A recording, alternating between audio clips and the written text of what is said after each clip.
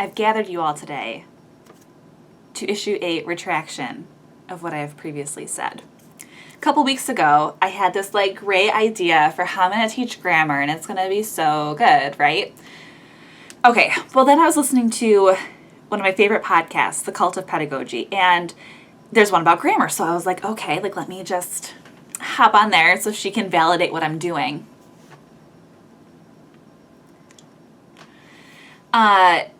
Yeah, so let's go to the script. So on her website, Cult of Pedagogy, she has the scripts of what she says in the podcast. And I was driving when I was listening to this, and I was so floored. Okay, so she references this man who did a meta-analysis of over 500 published studies on composition.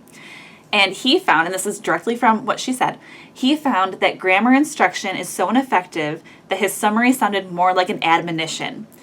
He says, school boards, administrators, and teachers who impose the systematic study of traditional school grammar on their students over lengthy periods of time in the name of teaching writing do them a gross disservice that should not be tolerated by anyone concerned with the effective teaching of good writing. Teachers concerned with teaching standard usage and typographical conventions should teach them in the context of real writing problems. So the opposite of what I have planned. Because I thought that what I had planned, and she has another podcast, her whole podcast is amazing, but she has one called The Grecian Urn, or Is Your Assignment a Grecian Urn? And that's a really great one. I listen to it kind of a lot just because I really like it, and it's a good reminder for everyone. But she, where was I going with that? That train's left the station. Holy cow.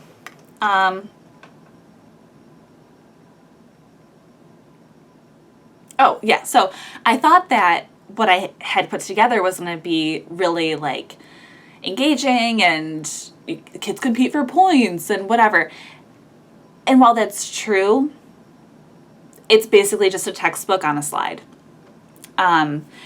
And so further down in her article, what she recommends is something that I've seen on Pinterest, actually, where you basically have a wall full of grammar issues. And she sells some of her own of this, too. So if you want to just buy them, you could. But if you want kids, if you notice that a student is having a problem with punctuation and using periods appropriately, you would refer them to the punctuation card, and on the card it would have a rule and then a little sample activity for them to do, and then you check it, and then they can use that little tip sheet in their writing. So I'm going to do that. However, my problem with that is that I'm wondering for students to improve how I can incentivize them to take their writing further. And so I'm going to do what she recommended, and I'm going to link the podcast link below because it's a really good one, and she's so smart. Every podcast she has is just amazing. So I'm going to link it down below. But I've been thinking about I really want other students to push through that. So I'm thinking about keeping that round table idea and then just putting them into one team, and it's for vocab and grammar. And so they can, for every extra thing that they do, they can earn points for them to redeem for prizes, but then their round table points will be tallied as well. So they'll have a group score and an individual score, if that makes sense. So you're not penalized for not doing as much, but you don't get those in-class rewards, which I feel for this year coming up, we could really use some rewards. So yeah, I mean, that's what I'm thinking about, and I'll check back in a little bit to kind of show you what I'm thinking of, but yeah, I'm going to have that wall, and I'm going to link maybe Jessica Gonzalez's stuff, and then this one other one I saw on Pinterest. I'll link those below, and then I'll show you what I'm doing for students to push themselves further in acquiring a skill. So now I'm thinking, okay, so if doing answer questions 1 through 10 where you decide if it's a direct object or an object, or an indirect or a direct object, if we're not supposed to do that, do I give them a couple different writing prompts, and then they pick one to do, and then they write it, and I tell them, highlight every time you've used an A positive. Aim for 3.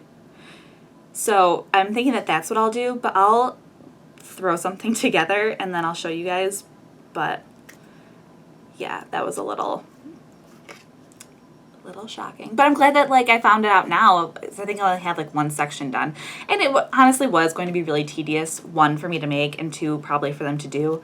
Especially with, if we go virtual at some point, because we're going back in person as of right now, full time. And so this is something that I think could be manageable for full time. But if we go home and do virtual learning, I think it'd be a lot harder to do. So I don't know.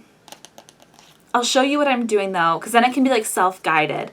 But I also think too, okay, so if I've got, A positives and sentence structure variation and things like that, more advanced things at the bottom, they have to go through and show me okay, they know what a noun is, they know what a verb is, so they have to do those challenges first, and then it's scaffolded into something more difficult.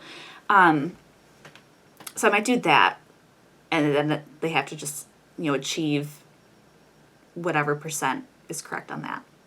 So yeah, I don't know, I'll make something and then I'll show what I have. I'm excited about it. I think it'd be really cool, and it would be a lot less work I think on my end, because I won't have to create all these sheets. I can just create prompts. So I think that sounds kind of cool. I don't know. We'll see.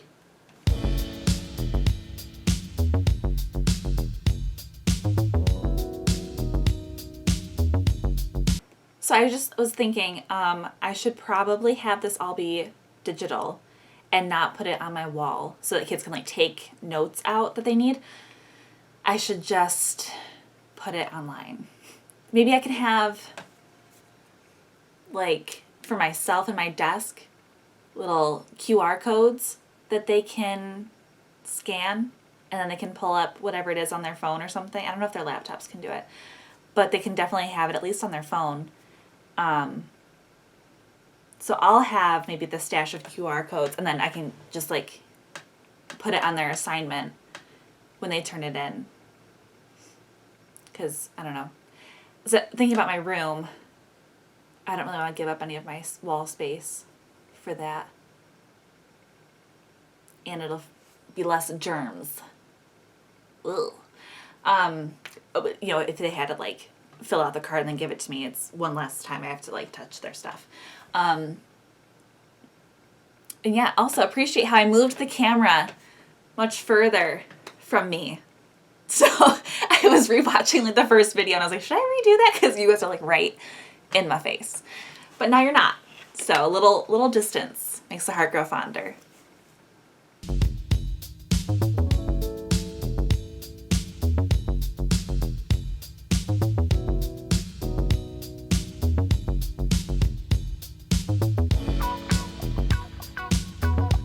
Okay, so I think I have something. It took me forever to actually get it on the computer, but once I started, I think it's actually going to be okay. And if it's not, well then that's just too bad. I guess the kids aren't getting grammar instruction this year. They'll be fine. All right, so let me move my camera around and I will show you what I have over here. Okay, so let's say for some reason they're having a problem with pronouns. They would be given a QR code that would take them to this page. Now on one side I have definitions and examples. I have definitions and examples, and then on this side for practice they have to highlight nouns in yellow, pronouns in blue, but it takes just a couple of minutes, and then they apply this correction to their writing. And then for students that want to learn these and apply them in their writing, I switched from nouns and pronouns to simple and complete subjects and predicates because I thought that would be a weird one to put on here. So I changed it to this one because this is, I think, going to be the first one that I have students be able to use as points. So they have to choose at least one of the following prompts and write 7 to 10 sentences, and then use the following key to identify 4 of those sentences. So they have to write 7 to 10, but they only have to do the activity for 4. So they're going to write just a prompt or a response to the prompt, and then just go through and use these colors. So the 4 I gave them were: write about your best and least favorite flavors of ice cream, the weirdest dream, oh, hello, question mark. What was the weirdest dream you've ever had? What type of ecosystem would you live in if you could choose? And if you could be any celebrity you wanted for a week, who would you be? So yeah, that's pretty much it. But I think the purpose is like get kids writing more and then applying the task to their writing instead of like, we're giving you sentences, now identify the pieces in them instead. So yeah, that's my new grammar idea. We'll see how long this one lasts before I find some new research that debunks it. I mean, I try not to throw the baby out with the bathwater, but when you're faced with such like a daunting thing from another professor, and like you do some research and, not professor, teacher, I guess, but I looked some stuff up and everything was like, yeah, no, don't use this style because it doesn't work for kids.